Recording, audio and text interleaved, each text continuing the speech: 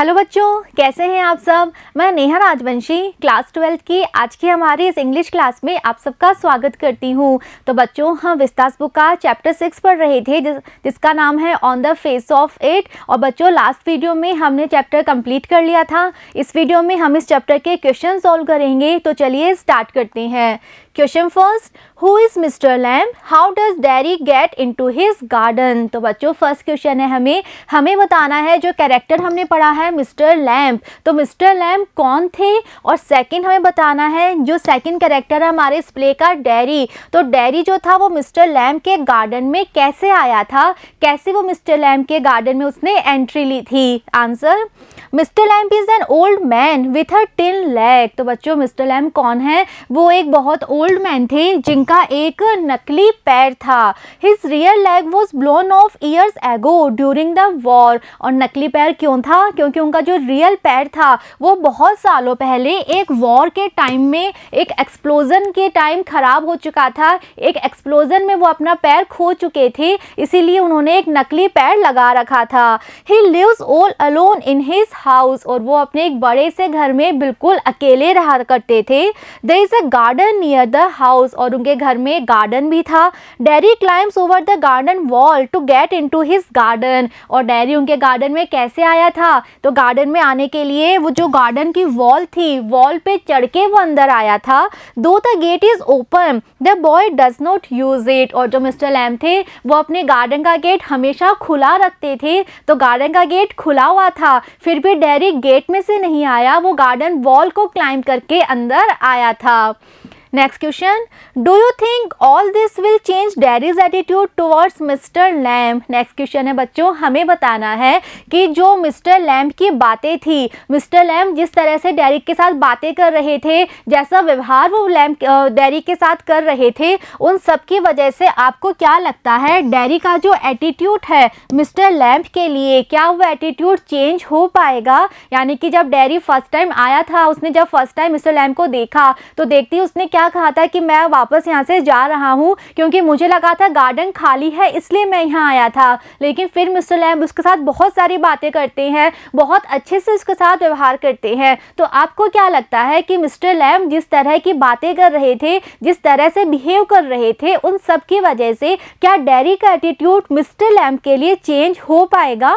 Answer, Mister Lamb motivates Derry to come out of his inferiority complex. तो बच्चों, mister lamp dairy को देखते ही, बातें करते ही समझ गए थे कि उसके अंदर कितनी सारी नेगेटिविटी है और वो एक इंफीरियोरिटी कॉम्प्लेक्स फील कर रहा है। यानी उसके अंदर एक तरह की हीन भावना है, वो लोगों से मिक्सअप नहीं होना चाहता, लोगों की कंपनी में जाना नहीं चाहता। तो मिस्टर लैम्प उसे मोटिवेट करते हैं, उसे प्रेरित करते हैं कि वो अपनी इस इंफीरियोरिटी कॉम्प्लेक्स से बाहर आ पाए, अपनी इस हीन भावना को छोड़ के इससे वो बाहर निकल पाए।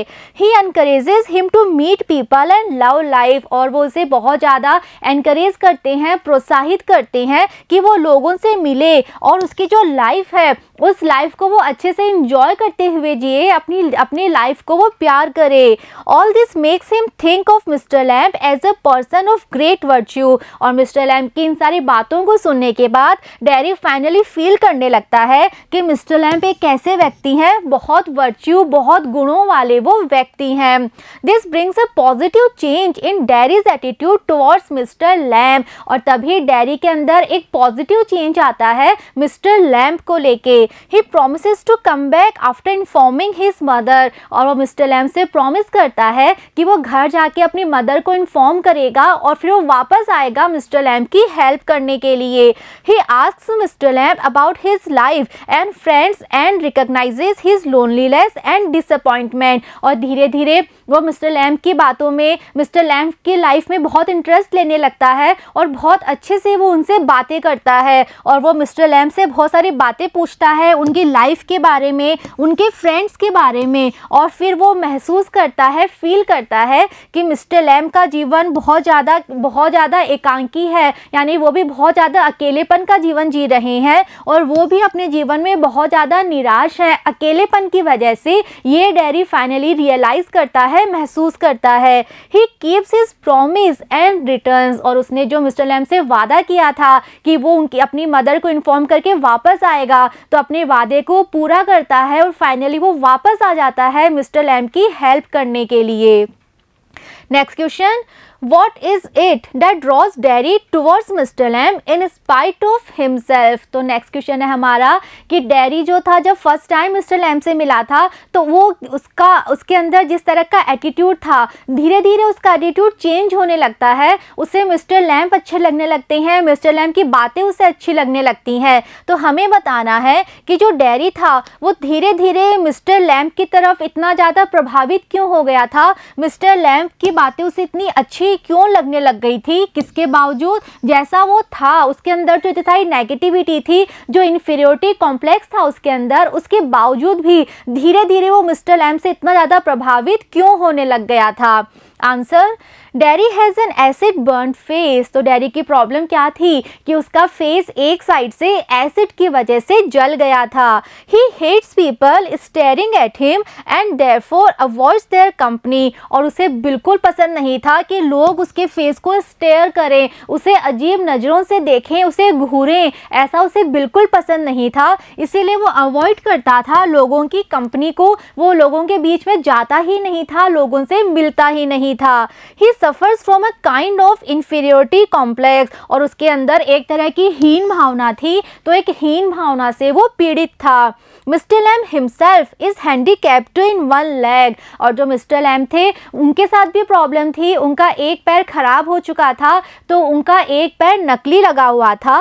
But he seems to have no inferiority complex. लेकिन इसके बावजूद भी मिस्टर लैम्ब के अंदर किसी भी तरह की हीन भावना नहीं थी। Instant he loves meeting people. बल्कि इसकी बजाय मतलब वो लोगों को अवॉइड नहीं करते थे, बल्कि वो तो लोगों को बहुत ज़्यादा मिलना पसंद करते थे। उन्हें बहुत अच्छा लगता था कि लोग उनके गार्डन में आए, उनसे मिले और वो लोगों से बहुत सारी बातें करें।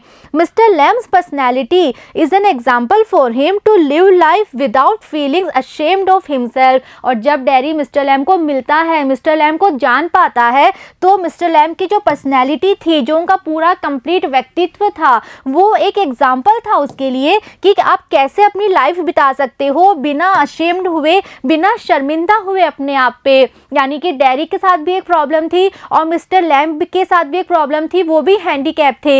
लेकिन जब डेरी मिस्टर लैम्ब को देखता है कि हैंडीकैप होने के बावजूद भी ये बिल्कुल अपने आप पे सॉरी नहीं है, ये अपने आप पे किसी भी तरह की सिंपैथी नहीं रखते, बल्कि पूरी तरह से अपनी लाइफ को एंजॉय करते हैं, कितने अच्छी तरह से अपना जीवन बिता रहे हैं। तो उनकी लाइफस्टाइल को देखकर डेरी को एक इंस्पिरेशन मिलती है कि हाँ, इस तरह से जीवन जीना चाहिए। आप अपनी प्रॉब्लम को जब तक फेस नहीं करोगे, उसको अवॉइड करोगे, तब हमेशा उससे बच के भागते रहोगे। तो मिस्टर लैम्ब से ही वो सीख पाया है कि अपनी प्रॉब्लम को फेस करके एक्सेप्ट करो और फिर बाकी चीज़ों पे ध्यान दो, अपना फोकस जो बाकी दूसरी चीज़ें हैं उन पर लगाओ।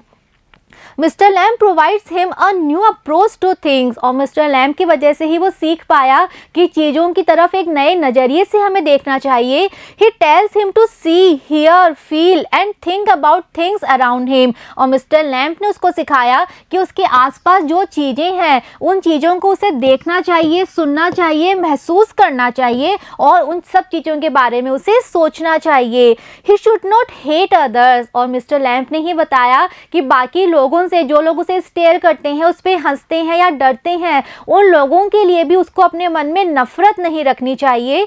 Hatred is worse than acid because it Burns the inside. और ऐसा इसलिए क्योंकि अगर वो अपने मन में नफरत रखेगा तो ये नफरत उसी को हार्म पहुंचाएगी, क्योंकि एसिड तो आपको सिर्फ बाहर से जला पाता है, लेकिन आपके मन में जो नफरत है वो आपको और भी ज़्यादा नुकसान पहुंचाती है, वो आपको अंदर से जला सकती है। आपको अंदर से, आप जो एक अच्छे ह्यूमन बीइंग हो, आपकी उस अच्छाई को वो हमेशा के लिए ख़त्म कर सकती है।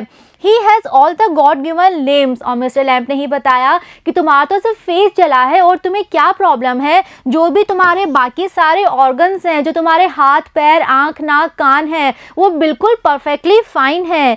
He must take a firm decision and work towards it। तो ऐसा नहीं है कि तुम अपनी लाइफ में कुछ कर नहीं पाओगे या तुम हैंडीकैप हो, ऐसा नहीं है। तुम बिल्कुल परफेक्टली फाइन हो। तो तुम कोई भी डिसीजन अगर लोगे, लेकिन अगर तुम्हारा डिसीजन फर्म है, तुम बिल्कुल डर दृढ़ निश्चय के साथ अगर कुछ डिसाइड कर लोगे और अगर तुम उसके लिए काम करोगे तो डेफिनेटली तुम्हें सफलता मिलेगी। ही विल सक्सीड, तो अगर वो ऐसा करेगा तो डेफिनेटली वो अपने काम में सफल हो पाएगा। He should not be afraid of people and they will not be afraid of him, और मिस्टर लैम्ब ने बताया कि उसे लोगों से नहीं डरना चाहिए, तो अगर वो लोगों से नहीं डरेगा तो लोग भी उससे नहीं डरेंगे। All these factors draw Derry towards Mr Lamb, तो इन्हीं सारी बातों की वजह से डेयरी फाइनली धीरे धीरे मिस्टर लैम्ब की तरफ प्रभावित होने लगता है। मिस्टर लैम्ब की बातें उसे फाइनली अच्छी लगने लगती हैं, समझ में आने लगती हैं। Next question, in which section of the play does Mr. Lamb display signs of loneliness and disappointment? What are the ways in which Mr. Lamb tries to overcome these feelings? तो बच्चों नेक्स्ट क्वेश्चन है, हमें बताना है पहले कि हमने जो प्ले पढ़ा है उस प्ले का कौन सा सेक्शन है, कौन सा पार्ट है जिसको पढ़ के आप कह सकते हैं कि मिस्टर लैम्ब की लाइफ में भी हमने क्या पाया, एक तरह की निराशा पाई, एक तरह का अकेलापन पाया। यानी कि मिस्टर लैम्ब जब डैडी से बातें करते हैं तो क्या कहते हैं कि मेरे तो 100 फ्रेंड्स हैं, यहाँ तो कोई ना कोई आता ही रहता है। लेकिन कौन से सेक्शन को पढ़ के हम कह सकते हैं कि ऐसा नहीं था, मिस्टर लैम्ब के जीवन में भी अकेलापन था और कहीं ना कहीं थोड़ी निराशा थी, ऐसा हमने कहाँ पढ़ा। और सेकंड हमें बताना है कि उनके लाइफ में जो ये अकेलापन था, जो निराशा थी, इसको ओवरकम करने के लिए, इसको दूर करने के लिए वो कौन कौन से वेज यूज़ करते थे, कौन कौन से तरीके वो यूज़ करते थे, क्या तरीके यूज़ करके वो अपने इस अकेलेपन को, अपनी इस निराशा को दूर कर पाते थे। Answer, in the end of scene 1 Mister Lamb talks to himself, तो मिस्टर लैम्ब के जीवन में अकेलापन था, निराशा थी, ये हम कहाँ पढ़ा था हमने, जो हमारा सीन 1 था। तो सीन 1 जहाँ पर एंड होता है, जहाँ मिस्टर लैम्ब अपने आप से बात कर रहे थे। Though Derry has promise to come back, he sure he will never come back again, तो वहाँ हमने ये समझा कि डैरी ने प्रॉमिस तो किया था कि मैं वापस आऊँगा, लेकिन मिस्टर लैम्ब श्योर थे कि डैरी वापस नहीं आएगा। He says that people never come back to him, और हमने पढ़ा था कि मिस्टर लैम्ब अपने आप से बातें करते हुए कह रहे थे कि सारे लोग प्रॉमिस करते हैं कि वो वापस आएंगे, लेकिन वो वापस नहीं आते, इसीलिए मिस्टर लैम्ब को लग रहा था कि डैरी भी वापस नहीं आएगा। He tries to overcome his feelings of loneliness and disappointment by keeping himself busy, तो वो एंड पढ़ के, जो सीन 1 का एंड था, वो एंड पढ़ के हम कह सकते हैं कि उनके जीवन में निराशा थी कहीं ना कहीं, वो भी अकेलेपन से जूझ रहे थे, अकेलेपन को फेस कर रहे थे। सेकंड क्वेश्चन था कि वो इस अकेलेपन और निराशा को कैसे दूर करते थे, तो इस निराशा को दूर करने के लिए वो सबसे बेस्ट तरीका क्या था, वो अपने आप को बिजी रखते थे, पूरे दिन वो किसी ना किसी काम में बिजी रहते थे। He enjoys listening to the song of bees, और किस किस काम में बिजी रहते थे, उन्हें बीज का सॉन्ग सुनना पसंद था। He makes toffees with their honey, और जो बी हाइव्स में से हनी निकलता है, उस हनी का यूज़ करके वो टॉफ़ीज़ बनाया करते थे। He gives toffees to the children, उन टॉफ़ी को फिर वो बच्चों को दे दिया करते थे। He gives them apples and pears too, so that they may come to him again and again, इसके अलावा उनके गार्डन में बहुत सारे फ्रूट्स के ट्रीज़ भी लगे हुए थे, तो वो बच्चों को टॉफीज के साथ साथ फ्रूट्स भी दिया करते थे ताकि बच्चे बार बार उनके गार्डन में आए। He doesn't mind being called Lammy Lamb by the kids in the street, और जब वो बाहर जाते थे बच्चों को देख के उनको लैमी लैम कह के उनका मजाक बनाते थे, तो इस बात का वो बिल्कुल भी बुरा नहीं मानते थे। He was very talkative, और इसके अलावा वो बहुत ज़्यादा टॉकेटिव थे, उनको बातें करना बहुत पसंद था। He loves talking to people, thus he tries to remain cheerful in his loneliness, तो उन्हें लोगों से बातें करना बहुत पसंद था, जो भी उनके गार्डन में आता था उससे वो बहुत सारी बातें करते थे, बहुत सारी बातें पूछा करते थे, तो इस तरह से वो अपने आप को कहीं ना कहीं बिजी रखते थे और अपनी निराशा, अपने अकेलेपन को वो दूर कर लेते थे। तो हाँ, उनके जीवन में निराशा तो थी, लेकिन वो सिर्फ उस निराशा के बारे में अगर सोचते रहते तो शायद वो हमेशा उतने ही दुखी रहते, लेकिन उनके पास तरीके थे, उपाय थे इस निराशा को दूर करने का। वो बाकी चीज़ों में हैप्पीनेस ढूंढा करते थे, उन्हें नेचुरल ब्यूटी पसंद थी, लोगों से मिलना, लोगों से बातें करना उन्हें पसंद था। इस तरह से वो अपने अकेलेपन को और अपनी डिसअपॉइंटमेंट को वो कम कर लिया करते थे। Next question, the actual pain और inconvenience caused by a physical impairment is often much less than the sense of alienation felt by the person with disabilities. What is the kind of behaviour that the person expects from others. तो बच्चों next question है हमारा. पहले हमें एक statement दिया गया है, हम स्टेटमेंट समझते हैं. तो हमसे कहा गया है कि जिन लोगों को कोई ना कोई फिजिकल इम्पेयरमेंट होती है, यानी कि फिजिकली जो लोग हैंडीकैप होते हैं, तो उस वजह से जो उनका पेन होता है, उनको जो दर्द होता है और जो इनकन्वीनियंस जो परेशानी होती है, यानी कि जिन लोगों का कोई हाथ नहीं है, पैर नहीं है, आंख खराब है या कोई भी दूसरी फिजिकल डिसेबिलिटी है, तो उसकी वजह से उन्हें जो दर्द होता है, जो परेशानी होती है, वो तो उनके लिए प्रॉब्लम है ही, लेकिन ये परेशानी लेस है, कम है, किसकी बजाय जो उनके अंदर एलियनेशन का सेंस होता है. एलियनेशन कहते हैं अलगाव, यानी कि जो बाकी नॉर्मल लोग हैं वो उनके साथ कैसा व्यवहार करते हैं, उनको वो अपने से दूर रखते हैं, वो उनके साथ अच्छे से मिक्सअप नहीं हो पाते. तो ये जो फीलिंग है कि नॉर्मल लोग हमसे मिक्सअप क्यों नहीं होते, हमसे दूर क्यों रहते हैं, ये जो फीलिंग है ये ऐसे लोगों को ज़्यादा पेन देती है बजाय उनकी फिजिकल डिसेबिलिटी का जो दर्द है, उस दर्द से बड़ा ये दर्द है कि नॉर्मल लोग हमसे मिक्सअप क्यों नहीं होते, उनका जो व्यवहार है वो हमारे लिए ऐसा अलग क्यों होता है. तो ये हमारा स्टेटमेंट है. अब हमारा क्वेश्चन क्या है कि ऐसे जो लोग हैं जो फिज़िकल डिसेबिलिटी से परेशान हैं, किसी ना किसी फिज़िकल डिसेबिलिटी को फेस कर रहे हैं, ऐसे लोग किस तरह का बिहेवियर एक्सपेक्ट करते हैं कि जो नॉर्मल लोग हैं, बाकी लोग हैं, वो किस तरह से उनके साथ बिहेव करें. तो बच्चों हमारा क्वेश्चन है कि जिन लोगों को कोई ना कोई फिज़िकल डिसेबिलिटी होती है, जो हैंडीकैप होते हैं, तो उनकी जो फिज़िकल प्रॉब्लम है वो तो है ही, लेकिन उससे भी ज़्यादा उन्हें प्रॉब्लम तब होती है जब बाकी लोग उनके साथ मिक्सअप नहीं होते, अजीब तरह का व्यवहार करते हैं. तो हमें बताना है कि जो लोग फिजिकल डिसेबिलिटी को फेस कर रहे हैं वो क्या चाहते हैं कि बाकी लोग उनके साथ कैसा व्यवहार करें. Answer, it is true that physical impairment causes physical pain. तो ये बात बिल्कुल सच है कि जो फिजिकल डिसेबिलिटी होती है उसकी वजह से फिजिकली बहुत ज़्यादा दर्द होता है. But what's more painful is the behaviour of others. लेकिन उससे भी ज़्यादा दर्दनाक चीज़ क्या है, बाकी लोगों का, दूसरे लोगों का व्यवहार. Some laugh at such persons while some others show too much sympathy. तो कुछ लोग तो ऐसे भी होते हैं जो ऐसे लोगों को देखकर हंसते हैं, और कुछ लोग ऐसे होते हैं जो बहुत ज़्यादा सिंपैथी शो करते हैं, उनको सॉरी फील करवाते हैं, उनको ये फील करवाते हैं कि वो बिल्कुल बेचारे हैं, उनकी लाइफ में ऐसा हो गया, ऐसा वो फील करवाते हैं. In both the cases the person feels offended. और दोनों ही केस में अगर आप हंस रहे हो उन लोगों पे या फिर आप बहुत ज़्यादा सिंपैथी शो कर रहे हो, तो दोनों ही केसों में वो जो व्यक्ति है वो बहुत ज़्यादा ऑफेंडेड फील करता है, वो बहुत ज़्यादा परेशान हो जाता है, अपसेट हो जाता है वो आपके इस व्यवहार से. Derry suffering from inferiority complex because of people's strange behaviour towards him. और यही हमने इस चैप्टर में पढ़ा. जो कैरेक्टर है डैरी, वो भी इसी तरह का एक हीन भावना से को फेस कर रहा है, क्योंकि जो लोग हैं वो बहुत अजीब तरह से व्यवहार करते हैं उसके जले हुए फेस को देखकर.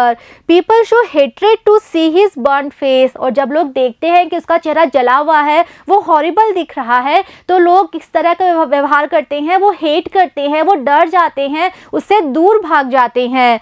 Such persons expect kind and considerate behaviour from others. और जो ऐसे लोग होते हैं जिनको कोई ना कोई फिजिकल डिसेबिलिटी है, वो सिर्फ ये एक्सपेक्ट करते हैं कि जो दूसरे लोग हैं वो एक कंसिडरेट बिहेवियर करें, बिल्कुल सही तरह से वो लोग व्यवहार करें.